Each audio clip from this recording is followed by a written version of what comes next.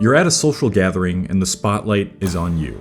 You're bouncing back and forth in a conversation with your friend about some sort of obscure pop culture reference, like why the adaptation of Dune Part 2 isn't nearly as good as the book. You can arrange your sentences as smooth as butter. You're using words that you only pull out of the vault of your mind when you're completely locked into a conversation, which is rarely ever. The listeners are attentively waiting your next compilation of characters. In that moment, you are the epitome of social confidence and charisma.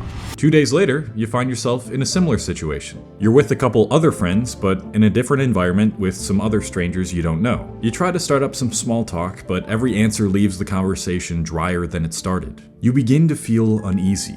Your voice gets a little shaky. You're afraid that everyone else is judging you. Your brain feels like it's been put through a blender and you're left to put the pieces back together. You just want to get out of there as soon as possible. Why does this happen to us? Why is it that some days we feel like a late night TV show host and then other days we feel like this kid? There are many causes to this phenomenon of flip-flopping from socially confident to awkward, but the reasons I'm going to go over are ones that you've probably never considered. First things first though, let's focus on getting the basics right. Now, does anyone else remember how weird it felt to assimilate back into society after the pandemic? I think just about every conversation I had felt like I was talking to an extraterrestrial being. When you've been out of the game for so long, your social muscles will be weak. The natural consequence of not keeping those muscles consistently worked is the degradation of those muscles. And that's what social skills are. So if it's been a while since you've been in a large social setting and you finally decided to leave the dark cave where you watch conspiracy theories and consume brain rot, it's natural to feel really strange when opening your mouth and trying to speak to other humans face to face. It's the most simple and obvious answer, but if you want your social skills to stay sharp, then keep the wheels greased. Another reason your social confidence seems sporadic could be because of the energy. And I'm not just talking about the energy of yourself, I'm also talking about the energy of the people you are surrounded by. One of the biggest problems with modern society right now is our ability to be connected and have access to each other at all times, which has simultaneously made us feel more alone than ever. We're spending so much of our time and energy that we could be using outside of work making genuine connections on writing these painful, soulless emails with corporate lingo that drains the social energy of our being. The monotonous daily tasks of writing, "I hope this email finds you well," over and over programs our brain to function like robots when we get into those scenarios where we have to talk to real people in real life. And that disconnect between work language and casual language can cause a lot of social anxiety and awkwardness because you get into those real social scenarios and you're speaking like a robot. You have to remove your need to write these ingenuine, vapid emails so you can connect back to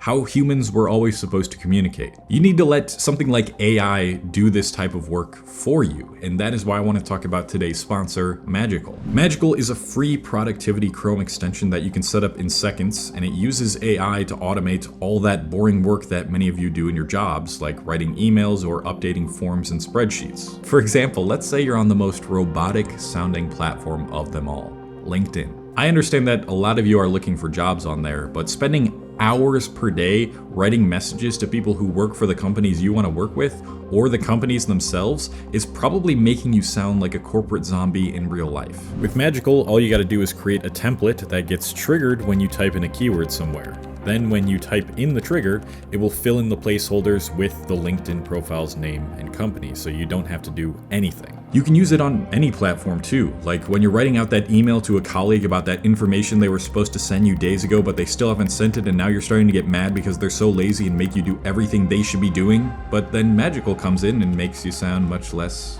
abrasive. Seriously, check it out so you can start to conserve your social energy on the things that matter, like genuine vulnerable connections in real life. Escape from the email and direct message social zombification of the online world and save yourself 7 hours of work per week by going to getmagical.com/Cole. That's also the first link in the description. That is getmagical.com/Cole.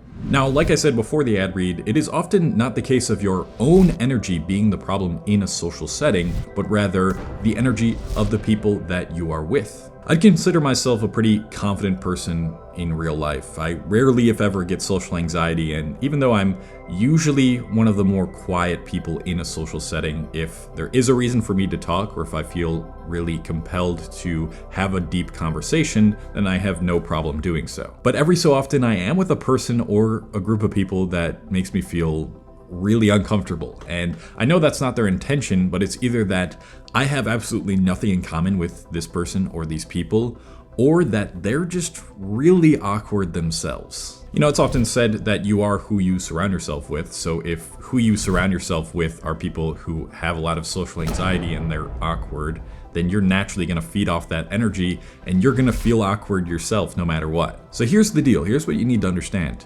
You're not going to get along with everyone. You are not going to be able to vibe with everyone. You're not going to be able to effortlessly talk to anyone.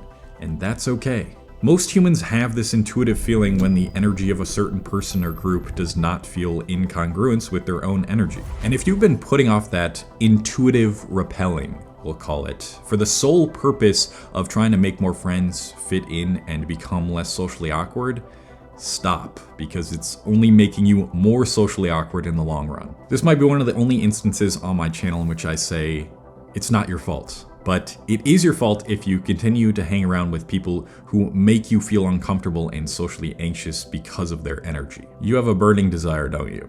I think I know the question you want to ask me right now, and it's, Cole, what if I'm the person that makes others feel socially awkward and anxious? What if, no matter how hard I try, I'm too awkward to socialize with anybody, no matter the energy? Well, if you know it's not for the reasons I've already gone over, then we must go deeper. We must dissect the brain and see what it's doing when it produces feelings of anxiousness within us. The brain's most primal goal in any moment is usually just this: to keep us safe.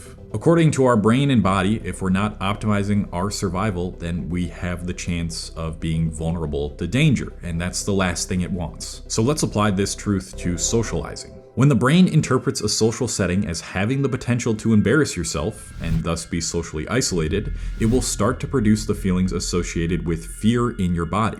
It does this because social ostracization, for the first few thousands of years humans were on this planet, meant almost certain death. And so it makes you start fearing people, stumbling over your words, making your palms sweaty and your hands shake, so the likelihood that your conscious self tries to escape the social scenario and run back to safety increases. In short, your brain basically convinces you that you might die if you don't get out of there, and so it starts to produce things that make you want to get out of there as quickly as possible, because it doesn't know the difference between a prehistoric social gathering and bond and a modern day social gathering which poses no threat. But if this is the case, then why doesn't everyone get socially anxious when approaching people? Well, it probably has something to do with your past. Think about what has happened in the past when you've tried to socialize. Did people judge you for who you were? Were you punished for exposing your interests and trying to be yourself? Were you insulted, bullied, or ridiculed? If this is the case, then your brain interprets other people as a threat to your survival much more than the average person. And the reason you feel socially confident in some situations, but socially awkward in others, is because if your current social experience is similar enough to a past social experience that caused you pain and humiliation, it will interpret this experience as a threat. But if it doesn't see enough of a similarity, then it says, okay, we are comfortable, we are safe, and so it will make you feel confident and not socially anxious. If that's kind of confusing, let me present what I just said in the form of computer code. So your brain's running a program called social anxiety, and it takes two conditions. The first condition is this: if current social setting is similar enough to past social setting that caused you trauma, then run anxiety protocol. But if current social setting doesn't feel similar enough to past social setting that caused you trauma, then run calm, confident protocol. Does that make sense? Essentially, you've been programmed since a young age to interpret some social scenarios as safe and secure and other social scenarios as threatening. So now we come to the solution. The solution to becoming more socially confident more often is to reprogram this code. And to reprogram this code, we need to convince our brain that we are in fact safe no matter what social setting we find ourselves in. This involves identifying what triggers your social anxiety, accepting those feelings, and working through the emotions. So let's start with the first point. The best way to identify what triggers your social anxiety isn't the social anxiety itself, but rather what surrounds the social anxiety. The next time you feel socially anxious or awkward, ask yourself these questions as soon as you can answer them. What time of the day was it? What type of people were I around? What environment was I in? What did my thoughts look like right before getting there? And what was my emotional state before approaching? We're asking these questions because we want to identify a certain pattern that triggers this small bout of anxiety within you. It could be that it's only when you're a little more tired and stressed than usual. It could be that it's around certain people that remind you of the people who used to judge and bully you. It could be a thought pattern of embarrassment that plays on loop in your head enough times to start expressing itself through your body. The more you're able to answer these questions, the more you are bringing awareness to the feelings that come with social anxiety and awkwardness. And after that, you can go on to the next point, which is accepting those feelings. Feel what it feels like to be fearful. Feel the shakiness. Feel the increased heartbeat. Feel the racing thoughts. Get comfortable with being uncomfortable. And tell yourself that it's completely normal for you to be feeling this way based on past experiences, because it is. Your brain isn't malfunctioning because you feel socially anxious or awkward. It's doing exactly what it was designed to do based on your programming. Paradoxically, the more that you accept that, the less anxious and awkward you will feel.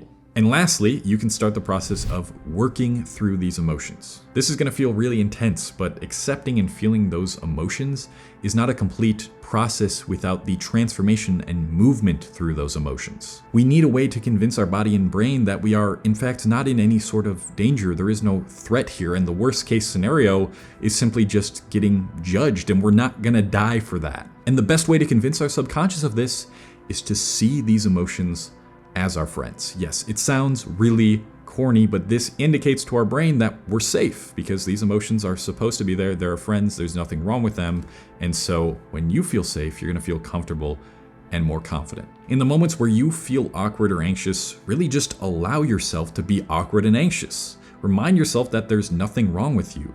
Allow yourself to fuck up. Allow yourself to be embarrassed. Allow your brain to try to trick you into thinking you're in danger while you're in a social scenario. And when it feels that your conscious self is no longer reacting to the brain's perceived threats, its negative reactions to these social settings will start to quell. It'll start to tell itself, oh, I guess there is no threat here after all. I guess we are starting to feel safe around other humans. And the more that you work through these feelings and allow them to be there while you are socializing, the more they will silence. Eventually, nothing will be left but feeling safe in the present moment in your own body, no matter who you're with. But even after saying that, please remember, some people are always going to be awkward or anxious themselves, and they're just not going to give off good energy to you. I'm not saying you should avoid any uncomfortable social situation just because you feel like the people there might make you feel awkward or anxious, but please do make an effort to find the people that you feel most aligned with so that the process of working through your social anxiety becomes much easier, and find the people that make you feel the most comfortable so that your brain starts feeling less emotionally dysregulated every time it's with people. And if you're looking for a place to speak your truth without judgment, exchange ideas, and get advice, you should check out my free self-improvement community. Yes, that is an online self-improvement community. It's really awesome, the type of community we've already built in there over the past month and a half that it's been around. A lot of amazing people, a lot of good advice being thrown there. I even post in there myself, and there's a free course now out in that community, which is the Path to Self-Actualization. Completely free, highly recommend taking it. It could also help you with your social anxiety. So check out that community by going to the link in my description. And I have a whole playlist on social skills. If you want to check it out right here. Click on it. That will also help you. And yeah, I'm heading out. So love you guys. Peace.